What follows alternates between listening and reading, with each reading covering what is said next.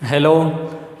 अभी हम बात करते हैं प्रीपोजिशन ऑन पे बात करते हैं कि प्रीपोजिशन ऑन हम कहाँ कहाँ पे इस्तेमाल कर सकते हैं। जिस तरह मैंने बताया पहली प्रीपोजिशन वाले एपिसोड में जो लेक्चर मैंने बनाया था उसमें मैंने ये बताया कि प्रीपोजिशन के इस्तेमाल इंग्लिश में स्पेशली नेटिव स्पीकर भी इसमें बहुत ज़्यादा कंफ्यूज हो जाते हैं क्योंकि it's very difficult how to use the right preposition at the right place at the right place. तो ये बहुत ज़्यादा मुश्किल है, इसलिए आपको इस लेक्चर को गौर से सुनना है, बार बार देखना है ताकि वो आपके जहन में बैठ जाए। तो अब देखते हैं कि ऑन का इस्तेमाल हम कहाँ पे कर सकते हैं। ऑन का सबसे पहला इस्तेमाल जो है वो हम करते हैं बिफोर डेट्स।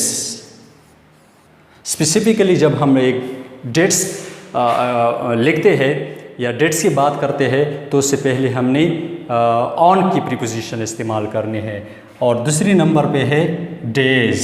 स्पेसिफिकली जब हम डेज़ की बात करते हैं तो उससे पहले भी हमने ऑन की प्रीपोजिशन इस्तेमाल करनी है। इसके अलावा अगर हमने कोई स्ट्रीट की बात करनी है, स्ट्रीट के नाम लिखते हैं तो उससे पहले भी हमने ऑन की प्रीपोजिशन इस्तेमाल करनी है, या अवेन्यू हो तो उससे पहले भी हमने प्रीपोजिशन इस्तेमाल करनी है ऑन। तो अगर हम यूँ कहें कि ऑन का इस्तेमाल हम वेरी स्पेसिफिक प्लेसेस के लिए कर सकते हैं, वेरी स्पेसिफिक जब चीज़ बहुत ज़्यादा स्पेसिफिक हो, और दूसरी बात यह है कि थोड़ा सा स्मॉलर हो।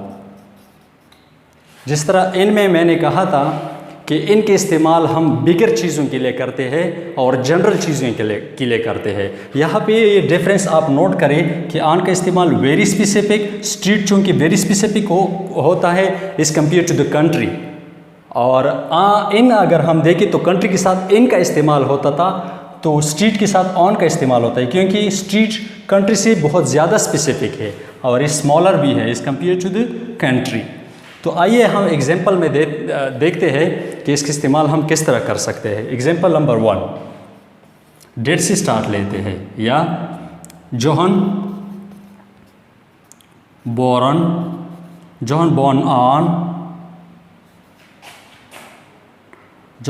born on 21st जुलाई। अभी स्पेसिफिक डेट मैंने लिखा है, स्पेसिफिक डेट से पहले आपने ऑन का इस्तेमाल करना है। देखें तो हमने ऑन का इस्तेमाल किया क्योंकि वहाँ पे मैंने डेट लिखा हुआ है on 21st July, on 14th August, on 1st of January. ये जितनी भी डेट के आप जिक्र करते हैं तो उससे पहले आपने इस्तेमाल करना है ऑन। देखिए डेज़ में अगर हम देख लें तो डेज़ के एग्जांपल दे देते हैं। Yes, I will meet you on Friday या ऑन संडे। तो दोबारा देखें, तवज्जो फरमाए, यहाँ पे मैंने डे का इस्तेमाल किया, day, on Friday, on Sunday. तो इससे पहले हमने कौन सी प्रीपोजिशन इस्तेमाल की? ऑन की प्रीपोजिशन इस्तेमाल की। अभी दूसरी तरफ देखते हैं, स्ट्रीट देखते हैं। स्ट्रीट में एग्जांपल हम दे देते हैं, we live on 5th street. We live on 5th street. ये देखिए 5th स्ट्रीट, 6th स्ट्रीट या जो भी स्ट्रीट का नाम है उससे पहले हमने ऑन की प्रीपोजिशन इस्तेमाल करनी है। ठीक है, अवेन्यू की एग्जांपल हम दे देते हैं। अवेन्यू की एग्जांपल है कि I will open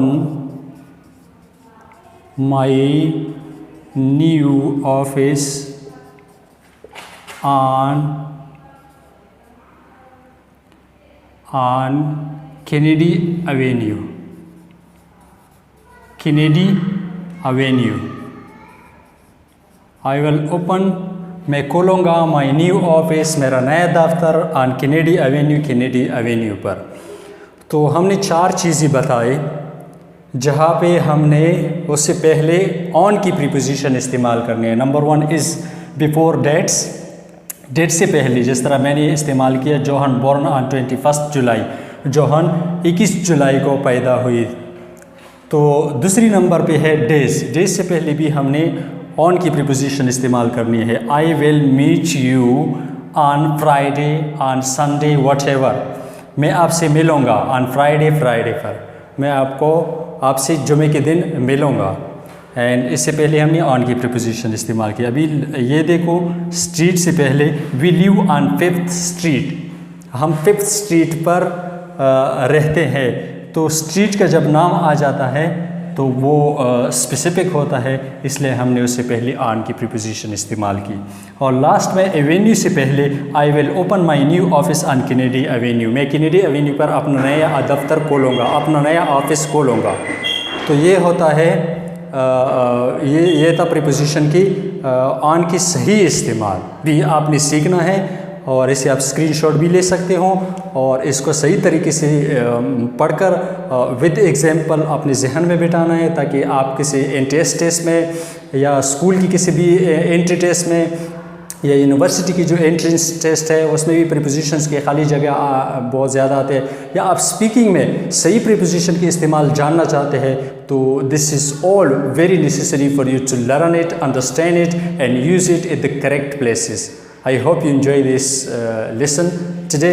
Thank you very much for watching.